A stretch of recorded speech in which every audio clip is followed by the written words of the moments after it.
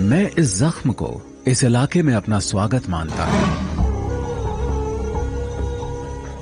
इस जगह को अपना बनाने के लिए मुझे स्कारफेस को हराना होगा।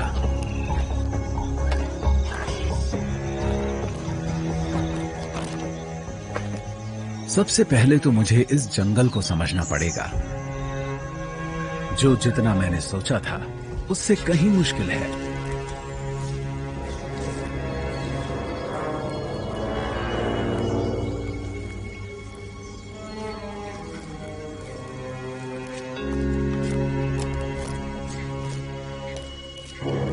मुझे एकदम खामोश रहना पड़ेगा।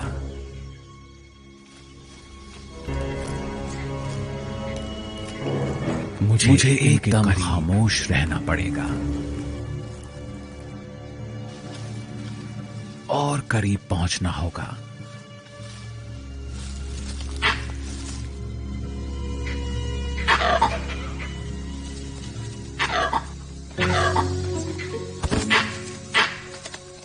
कमाल है,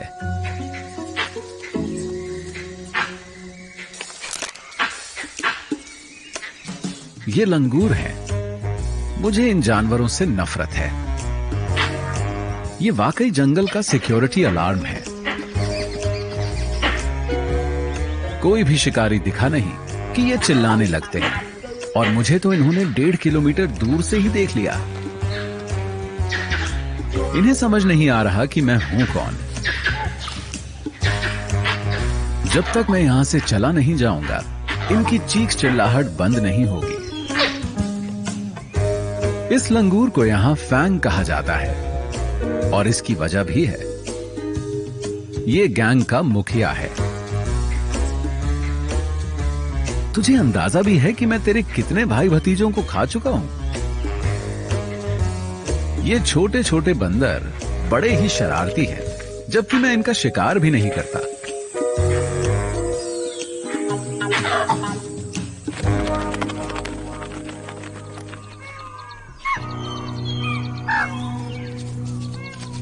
आज के दिन भी कुछ ढंग का खाने को नहीं मिला। ये हिरण इतने नजदीक हैं कि लगता है मैं इन्हें पकड़ ही लूंगा। मुझे इन बंदरों से छिपने का कोई तरीका ढूंढना होगा, लेकिन ये आसान नहीं है। मेरी खाल इतनी अजीब है कि मेरे लिए यहां, खास तौर पर अब शिकार करना एक बड़ी चुनौती बन जाता है, क्योंकि कबीनी में सूखे का मौसम चल रहा है। पेड़ों की पत्तियां झड़ चुकी हैं और जंगल को सूरज ने सुखा दिया है। तो मैं सबको अलग ही नजर आ जाता हूं। मेरे शरीर पर भी धब्बे हैं, सभी तेंदुओं की तरह, लेकिन मेरी बाकी फर काली है। यहां के ज्यादातर तेंदुए मेरे जैसे नहीं दिखते। इसके पीछे एक वजह है। मेरी बात समझ में आई? वो गायब से हो जाते हैं।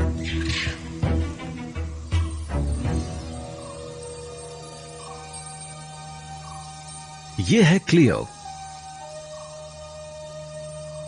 शायद ये इन परेशान करने वाले लंगूरों में से किसी को पकड़ सके।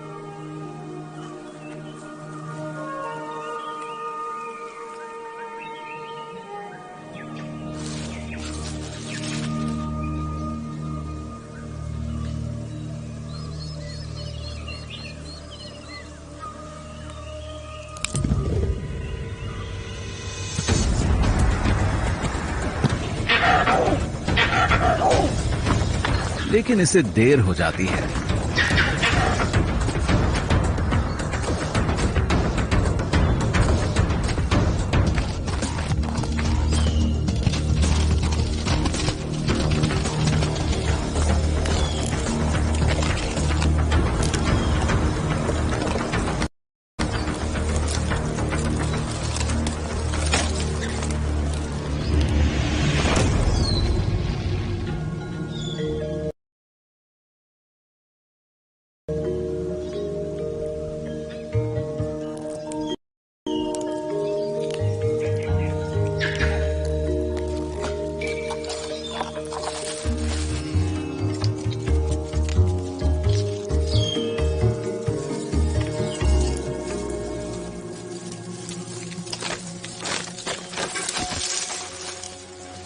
ऐसा तो नहीं हो सकता कि ये पेड़ से नीचे गिर जाए।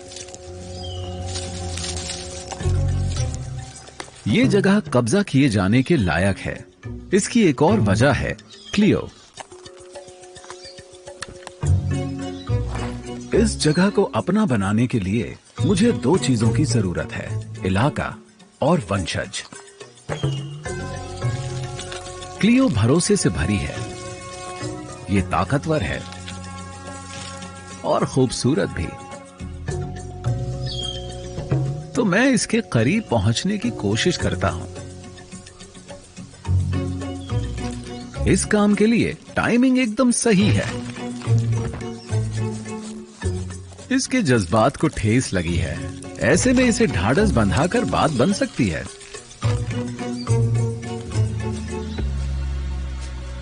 तो मुझे मौके का फायदा उठाना चाहिए।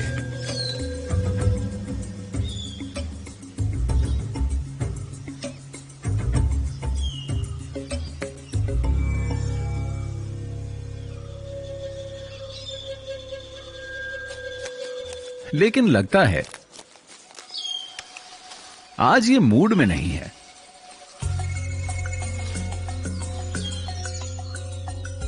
क्लियो इस इलाके में मौजूद सबसे ज्यादा दबदबे वाली मादा तेंदुआ है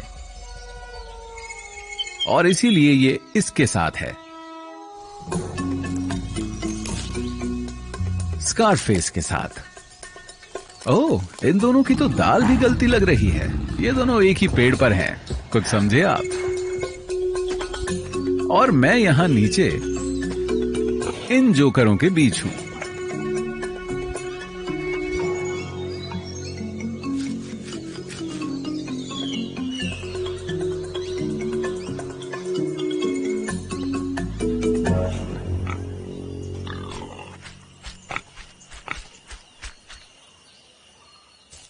क्लियो स्कारफेस के बच्चों की परवरिश कर रही है। ये जानती है कि जिस तेंदुए का पूरे इलाके पर राज हो, उसके साथ मिलन करने से बच्चों के जिंदा रहने की गुंजाइश बढ़ जाती है।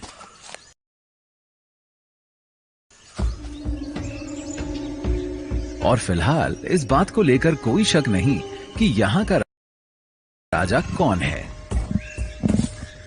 स्कारफेस हमें रोज ये याद दिलाता रहता है कि ये साम्राज्य उसका है। अगर मुझे कबीनी जंगल को अपना बनाना है तो मुझे इससे ज्यादा स्मार्ट होना होगा। चुनौतियों के बावजूद मुझे कोई रास्ता निकालना होगा। लेकिन यहां स्कारफेस के अलावा भी बहुत सी मुश्किलों का सामना करना पड़ेगा। भारत के कबीनी फॉरेस्ट में एक चीज और है जो मुझ जैसे ब्लैक पैंथर का यहां रहना मुश्किल बनाती है। वो है यहां की तेज गर्मी। और ऊपर वाले ने मुझे काले रंग की खाल दी है, इसीलिए मुझे बाकी तेंदुओं के मुकाबले ज्यादा गर्मी लगती है। और ये एक बड़ी मुश्किल है। लेकिन फिर मुझे एक ऐसी जगह मिली जहां कुछ राहत हासिल हुई। ये हैं बैक वाटर्स, जो जंगल में काफी अंदर छिपे हुए हैं। और ये बात भी कबीनी को इतना खास बनाती है। इस जगह पर पूरे साल पानी रहता है, सूखे के दौरान भी।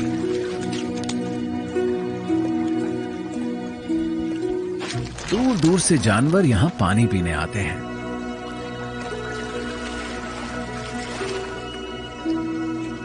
लेकिन एक मुश्किल भी है।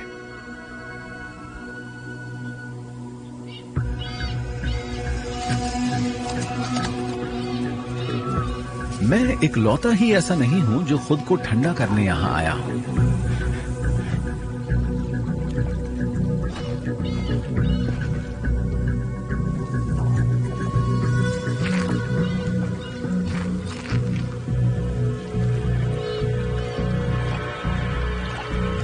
ये है खाल। ये एक जवान टाइगर है। इसका साइज मुझसे 3 गुना है और ये मुझे मार सकता है। खाल का वजन करीब 226 किलो होगा, लेकिन मैं इस चीज को अपने फायदे के लिए इस्तेमाल कर सकता हूं। मेरे पास बचाव का एक ऐसा रास्ता है जिसका इस्तेमाल वो नहीं कर सकता। टाइगर बहुत भारी होते हैं, इसीलिए ये जगह पेड़ों पर चढ़ने वाली मेरे जैसी किसी कैट के लिए जन्नत है। ये इलाका है जादुई पेड़ों वाला। यहां बाघों से बचाव मिलता है।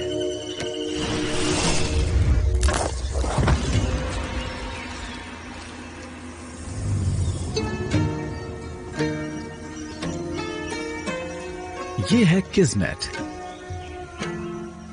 इसकी रानी।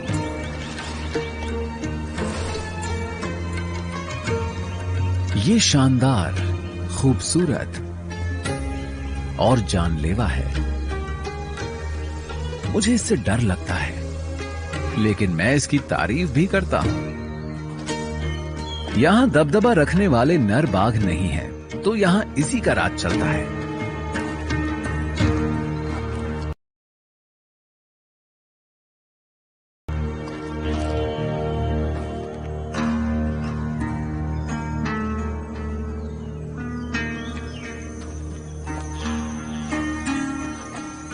ये यहां अपने 3 बच्चों की परवरिश कर रही है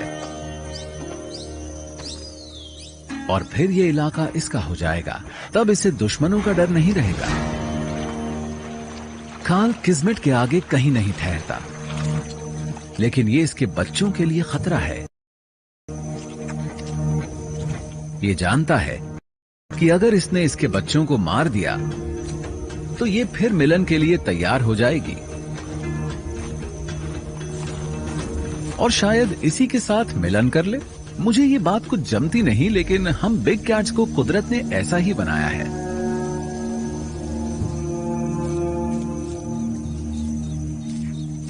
किस्मेट चाहती है कि खाल उससे ज्यादा दूर रहे।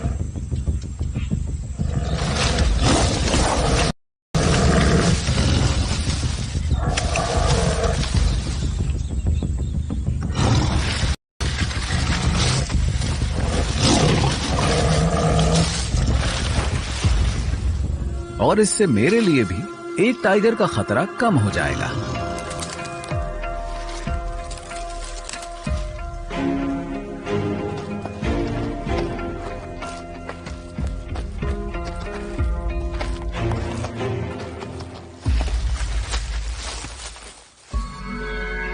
ये सच है कि ये जंगल मुश्किलों से भरा है।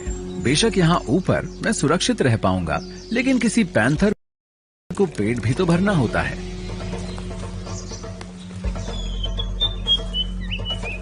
मुझे ये जानना होगा कि जिस जंगल में बाघ घूमते हो वहां शिकार कैसे किया जाए। तभी मैं स्कारफेस से उसका साम्राज्य छीनने के लिए उसे चुनौती दे पाऊंगा। माहौल में तनाव है और वो मुझे भी महसूस हो रहा है।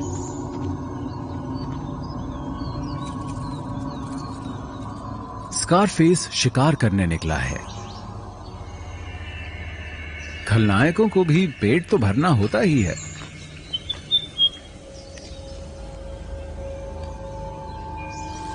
चीतल हिरण ने इसे नहीं देखा है।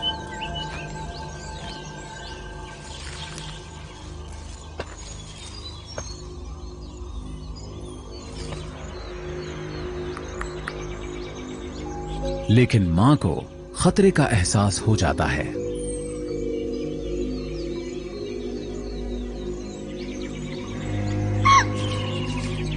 उसे पता है कि इन दोनों के लिए बचना तभी मुमकिन होगा जब वो खुद भाग जाए और इसका बच्चा छिप जाए।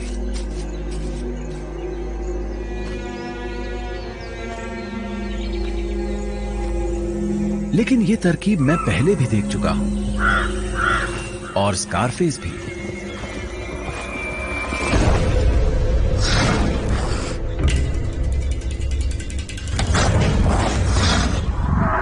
देखिए, वो इस तरह से शिकार करता है।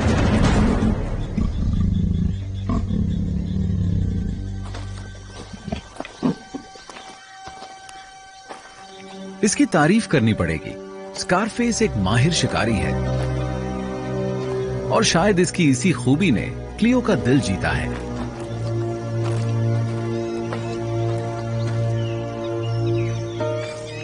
इसके बच्चे अब बड़े हो चुके हैं, तो अब ये फिर से मिलन करेगी। लेकिन मुझे तो अभी काफी कुछ करना है। अपनी काली खाल की वजह से मुझे कबीनी और क्लियो दोनों का दिल जीतने के लिए और मेहनत करनी पड़ेगी।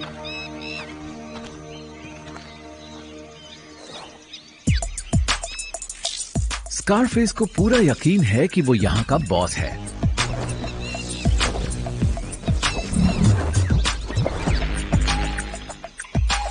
और इससे भी बुरी बात ये कि क्लियो खुद उसके पास जाती है।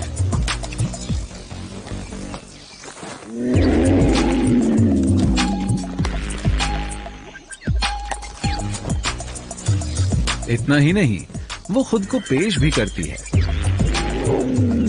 इनकी आवाजें सुनकर तो दिल बैठ सा रहा है।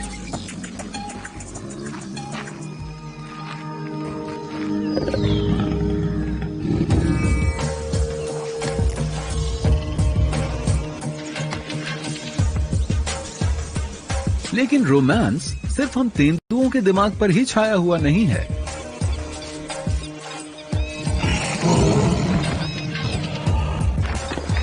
सभी नर मिलन का अधिकार पाने के लिए आपस में लड़ते हैं।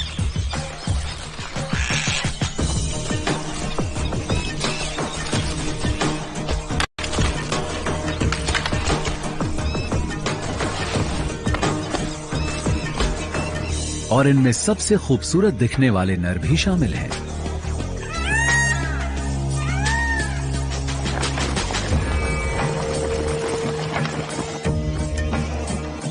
ऐसा लगता है कि मोर अपना इलाका पाने के लिए आपस में लड़ रहे हैं, ताकि वो अपने खूबसूरत पंखों का प्रदर्शन कर सकें।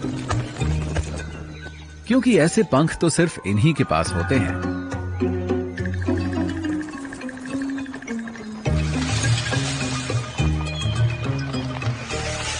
लेकिन इसकी बदकिस्मती है कि मोरनी ऐसे पंख न जाने कितनी बार देख चुकी है।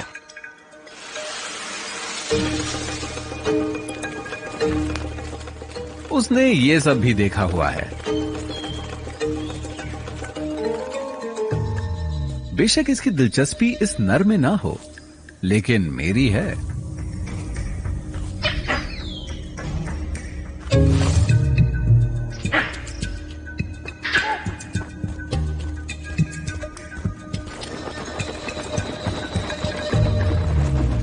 धत तेरे की, इन लंगूरों ने फिर मेरा खेल खराब कर दिया।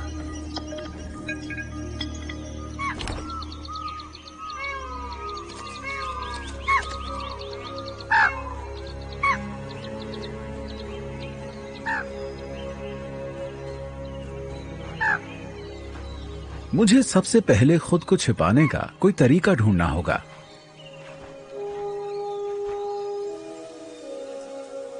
लेकिन शायद हालात बदलने वाले हैं। मुझे ऐसा एहसास हो रहा है। पिछले 4 महीने से ये जंगल तेज धूप में तपता रहा है। ये एकदम खुश्क और बंजर हो गया है। लेकिन जल्दी ही सब कुछ बदल जाएगा।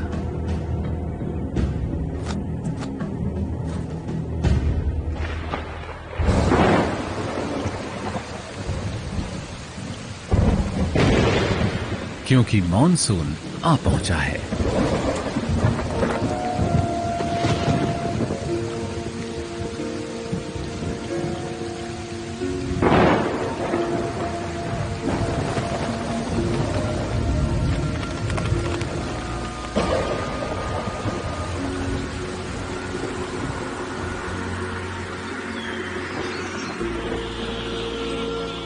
ये नया मौसम अपने साथ बहुतों के लिए नई जिंदगी लाता है और मौके भी।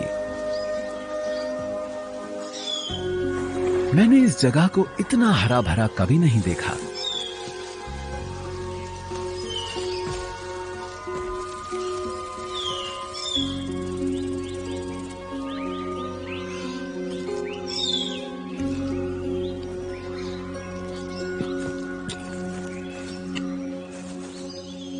लेकिन मैंने बारिश के इस मौसम में एक और चीज भी देखी है।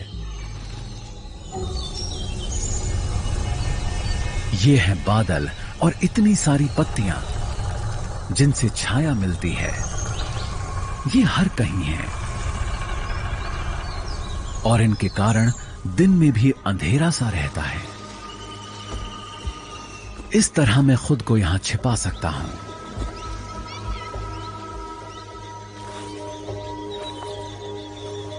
और मुझे खुद को फौरन छिपाना भी होगा।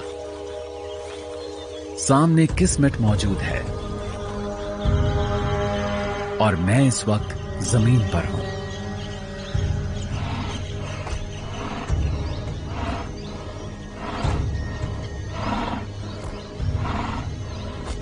अगर इसने मुझे देख लिया तो खेल खत्म।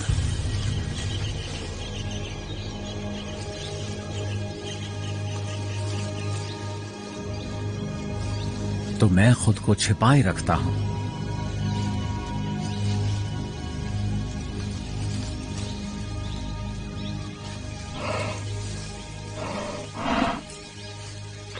और ये मेरे एकदम करीब से आगे बढ़ जाती है।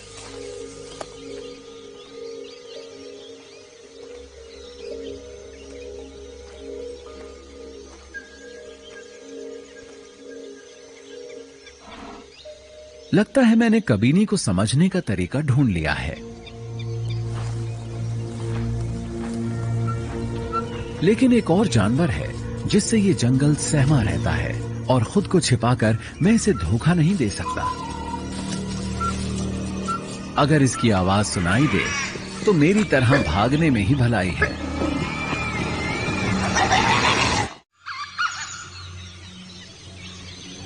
यहां की सुबहें बहुत ही खूबसूरत होती हैं।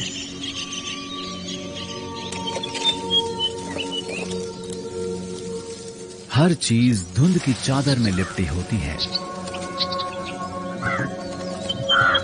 लेकिन इन हालात का फायदा उठाने वाला यहां सिर्फ मैं ही नहीं हूं। ये अलार्म कॉल्स मुझे लेकर नहीं दी जा रही।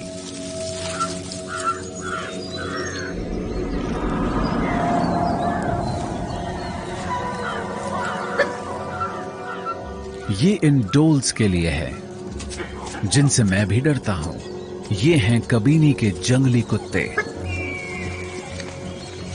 इनसे पूरा जंगल डरता है। मैं इसे एक या दो का सामना तो कर सकता हूं, लेकिन इनका झुंड जानलेवा होता है। इनसे तो बाघ भी डरते हैं।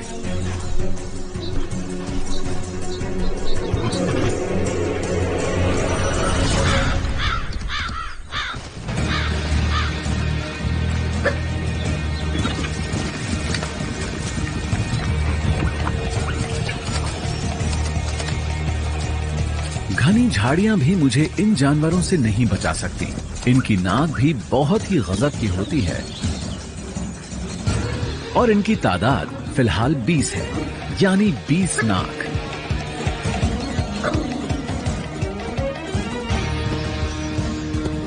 तो एक ही रास्ता है, पेड़ पर चढ़ जाना।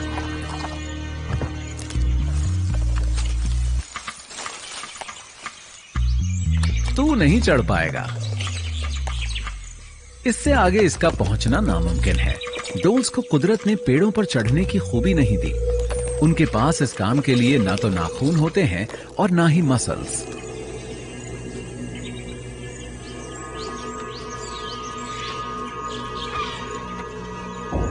ये जानते हैं कि ये अपना वक्त बर्बाद कर रहे हैं।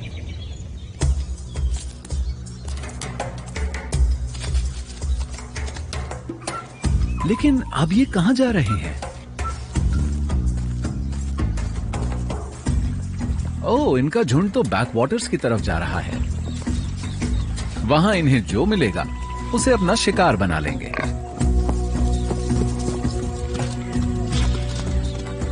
किसी वाइल्ड बोर को पकड़ना आसान नहीं। इनके दांत किसी डोल का पेट फाड़ सकते हैं।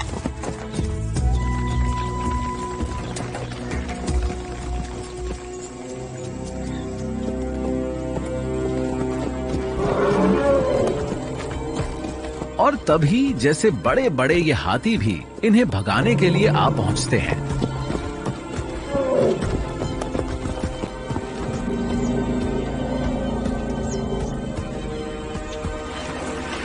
अगर किस्मत हमारी रानी है तो हाथी हमारे लिए देवता जैसे हैं।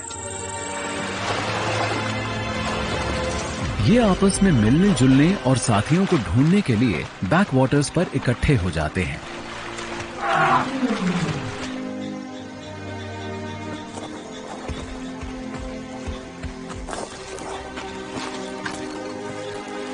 कबीनी में एक हाथी ऐसा है जिसे हर कोई सम्मान देता है।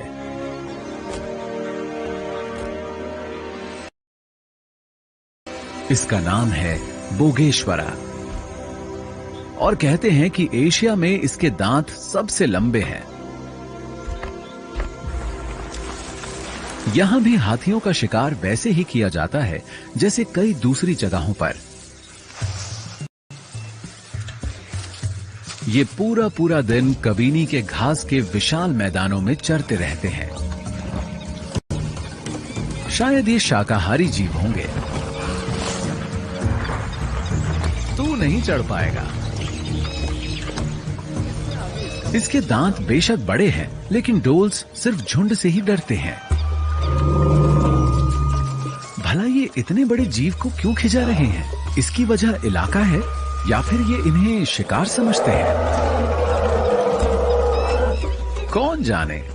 डोल्स सिरफिरे होते हैं।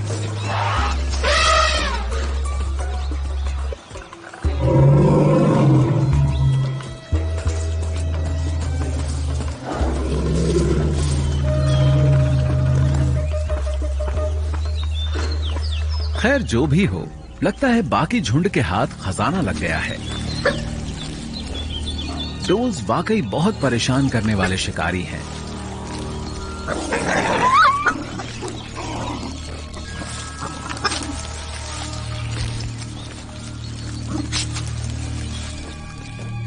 हम तेंदुए हाथियों के साथ नहीं उलझते। हम तो इनके साथ मिलजुल कर ही रहते हैं। कोई नौसिखिया ही इन विशाल जीवों से भिड़ने की कोशिश करेगा।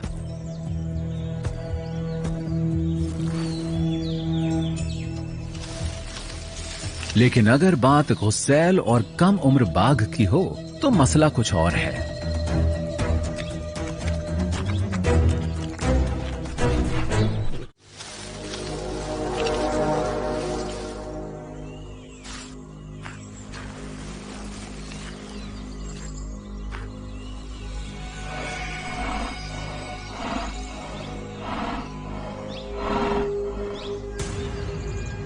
क्या खाल वही करने वाला है जो मैं सोच रहा हूं? इसमें कोई शक नहीं कि उसमें हिम्मत है। हाथी के इस बच्चे का वजन 90 किलोग्राम है, तो यह भरपेट खुराक साबित होगा। ये इतना बड़ा है कि बच्चे को मार सके। बस इसे सही पल की तलाश है।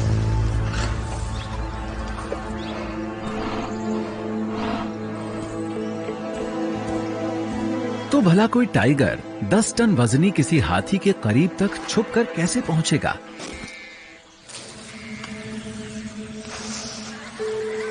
ओह, समझ गया ये क्या करने वाला है।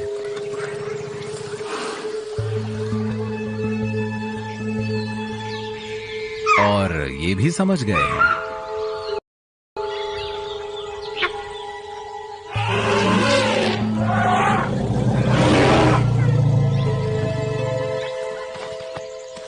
खाल दिन में सपने देख रहा है। इस बाघ को नहीं मालूम कि बच्चे की हिफाजत सिर्फ मां नहीं करती, पूरा झुंड करता है। हाथियों के हक में उनका साइज, उनका दिमाग और उनकी संख्या है। इन्हें कोई नहीं छू सकता। और शायद शेरों से इनकी पुरानी रंजिश भी है।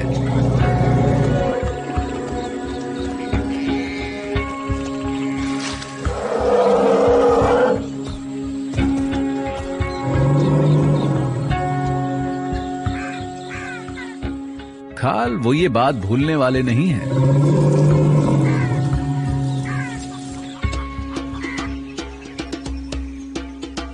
माहौल में फिर से बदलाव आ रहा है। मॉनसून का मौसम खत्म हो रहा है। इससे पहले कि कबीनी का जंगल सूख जाए, हर कोई मौजूदा वक्त का भरपूर फायदा उठाने की कोशिश में है।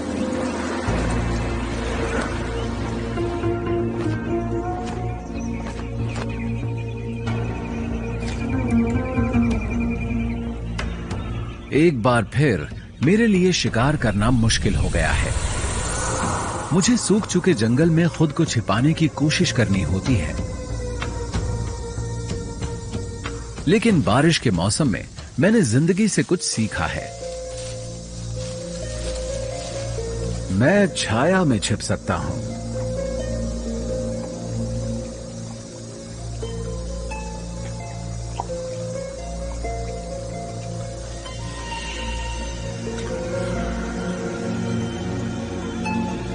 तो सूखे के मौसम में भी मैं अंधेरा ढूंढ सकता हूं। अब ये मेरी दुनिया है। अब मेरे पास एक रणनीति है। सबसे पहली बात, मुझे इन खुराफाती लंगूरों की नजर से बचकर रहना होगा। ये पूरे जंगल में ये बात फैला देते हैं कि मैं शिकार पर निकला हूं, पर मैं अब अपनी साथी छाया का इस्तेमाल कर सकता हूं।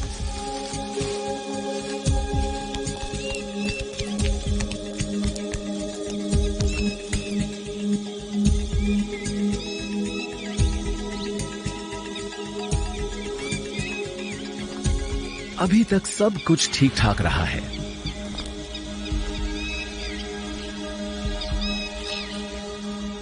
कोई अलार्म कॉल नहीं आई है।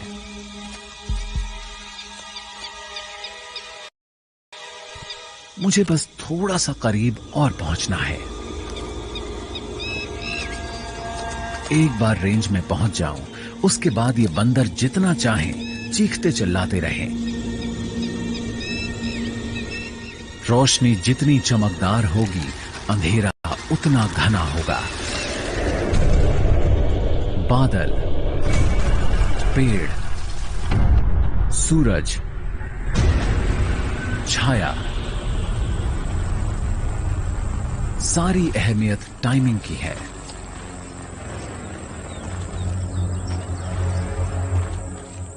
अब हमला करना होगा।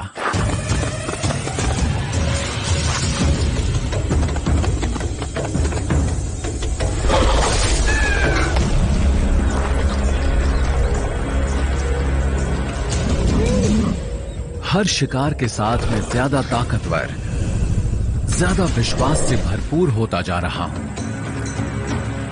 जल्द ही स्कारफेस मेरे सामने होगा और इस इलाके पर राज करने के लिए मैं उससे भिड़ूंगा।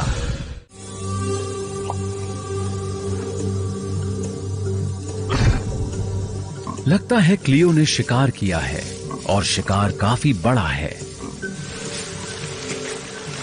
इसके बच्चे बड़े हो चुके हैं, तो शायद ये आखिरी बार अपने परिवार के लिए शिकार कर रही है। लेकिन ये घबराई हुई है। इसके बच्चे छिपे क्यों हुए हैं?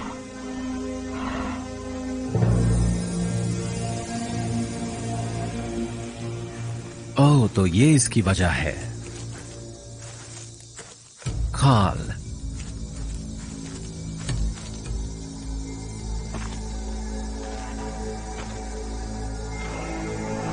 अगर उसने इसके यहां होने का पता लगा लिया तो वो इसे और इसके बच्चों को मार देगा।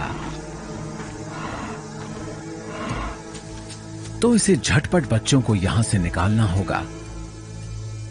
खाल हिरण को खाता है तो खाता रहे।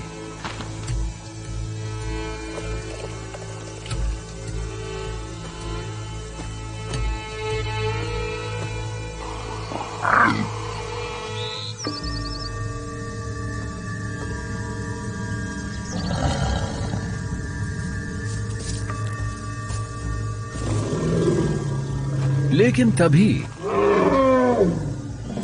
हाथी यहाँ पहुंच जाते हैं। कहावत है ना, दुश्मन का दुश्मन हमारा दोस्त होता है। काल ने कभी इनके एक सदस्य को धमकाया था और ये इस बात को भूले नहीं है।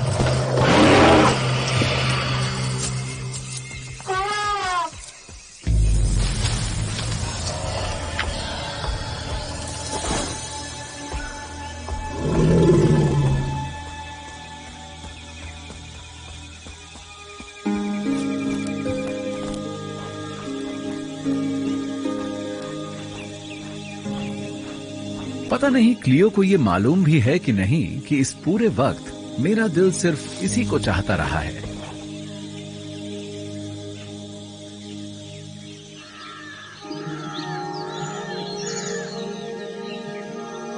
कबीनी में सुबह का समय है और मैं एक्शन के लिए तैयार हूं। ये साम्राज्य क्लियो के इर्द गिर्द ही घूमता है। ये अपने इलाके की निशानदेही करती रही है। यहां इसकी गंध बिखरी हुई है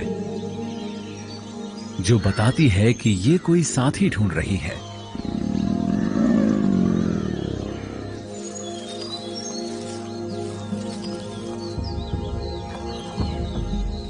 स्कारफेस समेत कोई दूसरा तेंदुआ भी ये बात जानता होगा।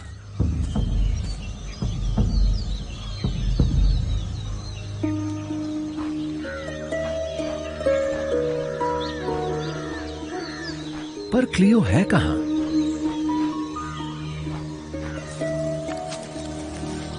ओह, ये रही।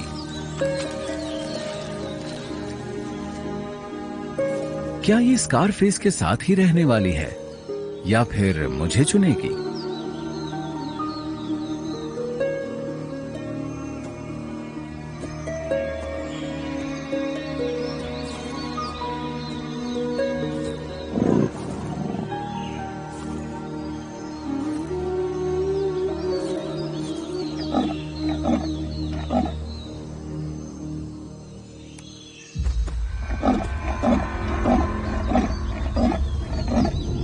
ये तो स्कारफेस की आवाज है।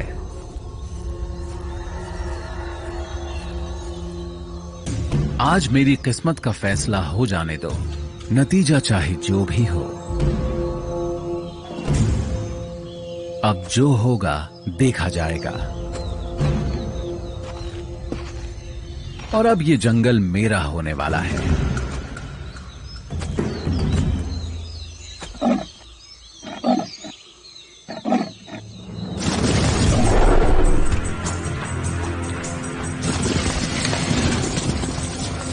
स्कारफेस,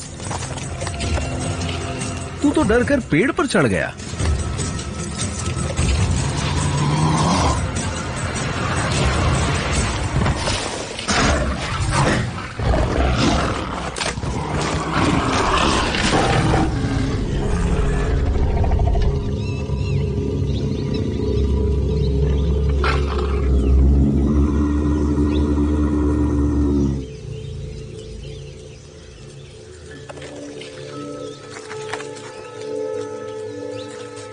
सॉरी स्कारफेस,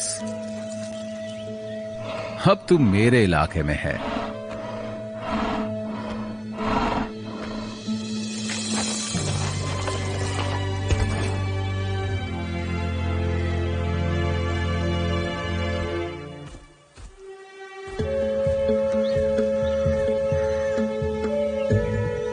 और क्लियो, अब तेरी मेरी जोड़ी इस जंगल पर राज करेगी।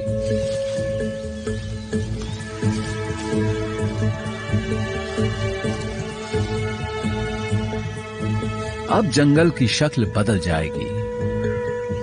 अब ये जंगल मेरा है, या यूं कहिए कि हमारा।